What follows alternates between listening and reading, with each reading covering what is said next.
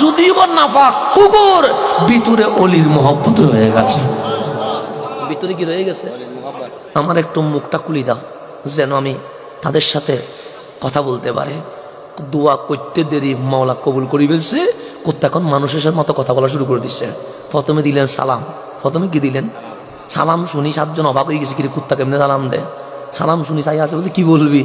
বলছে আপনারা আমাকে পাথর মারতেছেন কেন, দৌড়াচ্ছেন কেন, আমাকে দৌড়াই দিচ্ছেন কেন? তুই কুকুর, তুই কি আমাদের সাথে কি করবি? তুই সিলে লাভ আছে, চলি যা। আমি যাবো না। কেন? আমি কুকুর হইতে পারি, নাপাক হইতে পারি, কিন্তু আল্লাহি খোদার কসম, ইন্নী উহিব্বুল আউলিয়া ওয়াস সালিহিন, আমি কুকুর হইতে পারি কিন্তু আমি আল্লাহর ওলিকে বড় মহব্বত করি। কে বলতেছে? কুত্তা। তাফসীর আছে ইন্নী উহিব্বুল আউলিয়া ওয়াস সালিহিন, আমি আল্লাহর ওলিদের কি করি? মহব্বত। আল্লাহর ওলি বলে প্রেমিকরে তো বাদ দেওয়া যায় না, যেহেতু মহব্বত করিস তাহলে চলে আয়। এখন নিয়ে চললেন, সাতজনের সামনে কুকুর, পিছনে উঠতে উঠতে গুহায় উঠে গেছে। এখন একজন একজন করে ঢুকতেছেন।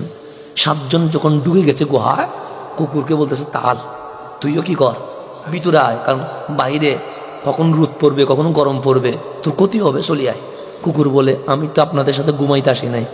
কেন? মুড়িদের কাজ পীরের সাথে ঘুমানো নয়, মুড়িদের কাজ বাহিরে দারোয়ানের মতো পাহারা দেওয়া।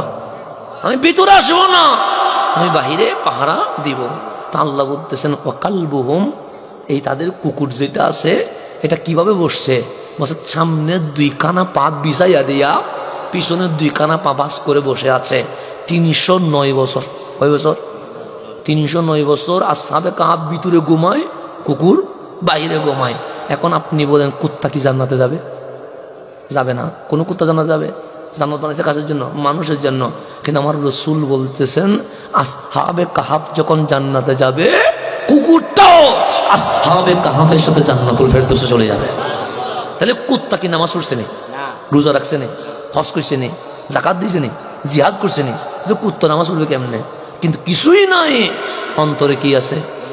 ওলির মোহাব্বত। কুকুরের জন্য জান্নাত নাই, কিন্তু জান্নাত না থাকলেও এই মোহাব্বতের কারণে কুকুর আসহাবে কাহাফের সাথে জান্নাতুল ফেরদৌসে চলে যাচ্ছে। আল্লাহর কসম, আসহাবে কাহাফের চেয়ে কোটি গুণ দামি আমার নবীর জামানার ওলি, আমার গাউসে পাক, আমার খাজা আজমির, আমার শাহজালাল। এক কুত্তা যদি আসহাবে কাহাফের সাথে সম্পর্ক রাখার কারণে যদি জান্নাতে চলে যায়, আমরাও যদি আমার গাউসে পাকের সাথে সম্পর্ক রাখি, আমরাও কুত্তার মতো জান্নাতে চলে যেতে পারবো। যাবো কিনা? আসহাবে কাহাফের চেয়ে দামি আমার নবীর জামানার ওলি, আমার নবীর জামানার ওলিতে। এই ওলিদের সোহবতে থাকলে ওইখানে কুত্তা জান্নাতে চলে যাচ্ছে। আমরা কি কুত্তা নেই? আমরা তো মানুষ, আশরাফুল মাখলুকাত।